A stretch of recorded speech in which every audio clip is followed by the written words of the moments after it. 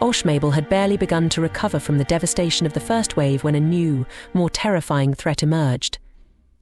The same vengeful wizard, his dark ambitions unquenched, raised an army of undead creatures, demons and other monstrous entities, sending a second wave of destruction upon the already weakened city. This time, the defenders of Oshmabel were more prepared but hopelessly outnumbered. The first day of battle was brutal, with casualties mounting on both sides as the undead hordes crashed against the city's hastily fortified defenses. Somehow, the city managed to repel the attack. But the situation was dire.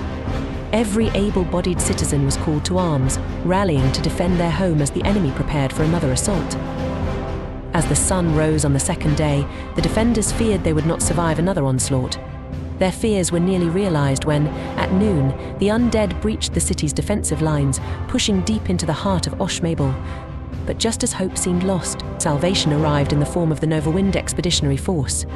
Responding to the city's desperate plea for help, the forces of Novawind descended upon the battlefield with a fury, turning the tide in favor of the beleaguered defenders.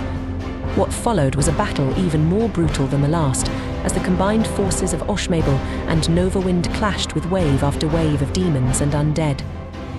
The fight reached its zenith at the mansion of Count Gallenmere Pelawalker, where the Count made his final stand. As the hordes overran the mansion, Gallenmere and his small band of defenders fought valiantly, their courage shining even in the face of certain death. Ultimately, the brave Count fell, and his mansion was lost. But his sacrifice was not in vain. The combined forces rallied, launching a counterattack that obliterated the undead and drove the demonic invaders from the city.